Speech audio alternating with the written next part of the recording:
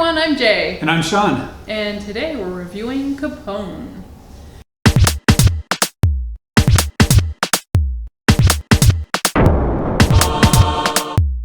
That's right, we finally saw it, even though it seems like it's hard to track down. The universe was trying to keep it from us. Yeah. So it actually came out a couple of weeks ago in the UK, and yet did not seem to have been released here in Canada. We looked for it, we looked and looked and looked, and then one day it just appeared. What caused the delay? Nobody knows.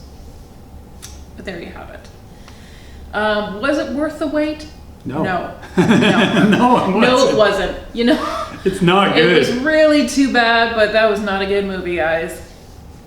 So it's about Al Capone. You may have surmised by the title.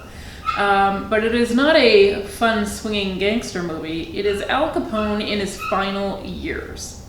Now, in fact, he died at the age of 47. He was not an old man, but he will certainly feel like an old man. He's got some miles on him, yeah. Mm-hmm.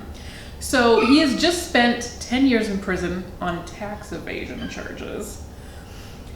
And I think was supposed to do a little more, but they released him early. On compassionate leave? No. The FBI sent him home to his lavish estate in Florida.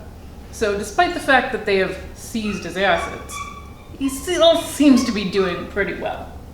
He has to sell off some of his statues, as you do when you're having hard times. But yes. He's still pretty. At least the okay. outdoor ones. Yeah. But the FBI are very closely watching and listening because they believe he has buried $10 million. Possibly on the estate. Nobody knows where it is. Nobody knows where it is, including Al Capone. What has happened to this poor old man? He's not poor and he's not old. He has had syphilis since he was 13. And syphilis makes you crazy. That's what it does. It actually causes dementia. And boy, does he... full effect. Yeah. So by the time he is released, he is full-blown dementia, wandering around. I don't know if he knows what his name is, what day it is, nothing. He can't control his bowels. He's a wreck. He is a wreck of a man. And they're trying to fish information out of him.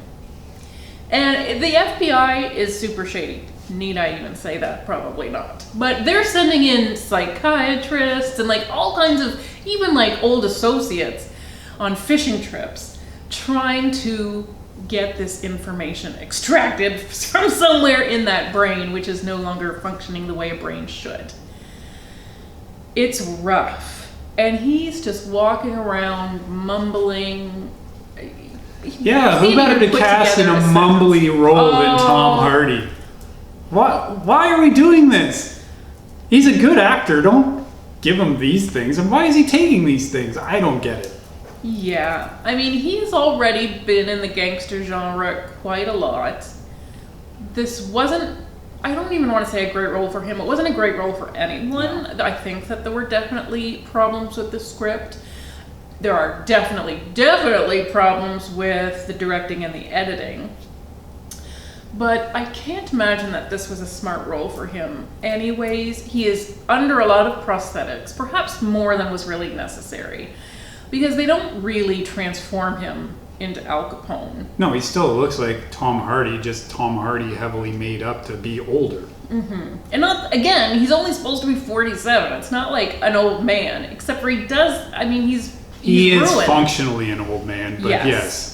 You didn't have to age up Tom Hardy to look like he's 75, which is essentially what they did. That is true. There's a lot of weird choices going on here. But like I said, I mean, Tom Hardy is not the problem with this movie, but I wouldn't even say he's all that good in it. It's not worth watching for him, no. Because it doesn't make sense. Mm-hmm. This is just a fundamentally broken movie that you will not come out of with anything good. Mm-hmm. All you will be just is, what was the point of that? Mm-hmm. And if we're gonna make a movie about Al Capone, why don't we make it interesting? Yeah, there's lots of juicy stuff. And I think even this story might have been a better movie. They are just bad at it, these people. And I kind of was blaming director Josh Trank a little bit on this because you're allowed to. The movie just, it's weird. Al Capone should not have been our protagonist because, again, he has no sense of self, no sense of time. His memories are broken.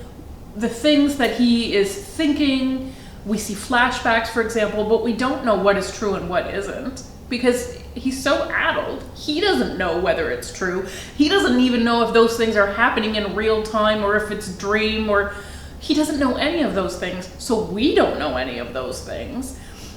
So everything feels super disjointed. We don't know what to trust, nor do we care because there's not much of a narrative here. No. Right? It's just an old, I keep saying old, it's just a guy rambling about his Florida estate and, getting ready to die, and he's pretty close. So, I don't know. It's what you said, I think, is this, there could be a thing where we have to figure out what's real and what's not. Mm-hmm. You don't care to in this movie. No. It doesn't matter. It doesn't seem like that's the point at all. And it didn't really feel like it was building a lot of sympathy for him, which is fine. He is a reprehensible figure who did a lot of bad stuff. But as you said, then make someone else the protagonist. It can still be the same events. Mm-hmm. You could even have some Al Capone crazy flashbacks if you wanted, although again, I don't know that serves either of those stories. I mean, it didn't fit in this one, and that didn't stop anybody from trying to insert it anyways. It was really difficult to get through, and when you get to the end, you're kind of glad it's over, but I didn't get anything out of it. No. I'm sad to say. I don't feel like I understand the situation. I didn't feel entertained. I didn't even like Tom Hardy in this. No. So, I don't know. What is the point of it?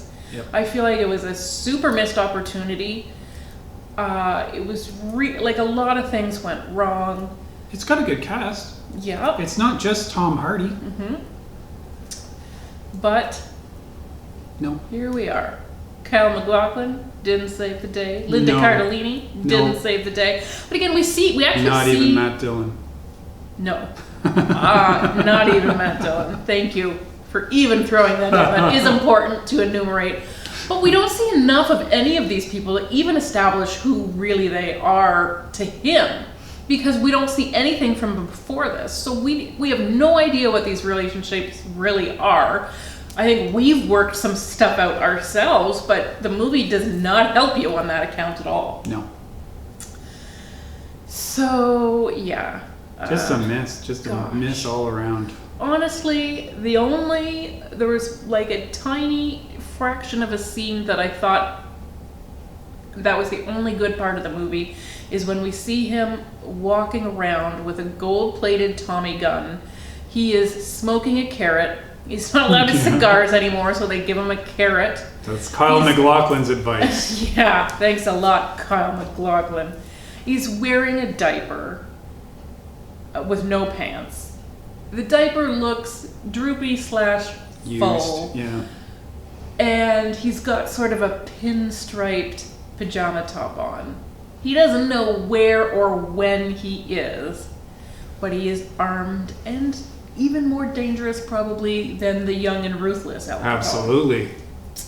He is totally out of it, totally unpredictable. So I thought that one image was quite striking and told us more than all the rest of the movie combined. And now I've just described it to you. If you want, I'll try to find a picture. If you don't watch. It was like a $5 rental. Not worth it. No, it's not. Just take your carrot and light that $5 on fire. Well, it's a better use of your time. It is, and it's pretty classy to light your carrot with a $5 bill.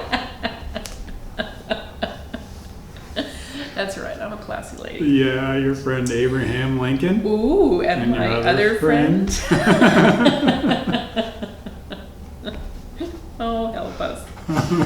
So, yeah. No matter how desperate your quarantine is, Capone is not the answer. Sorry, guys. Bye.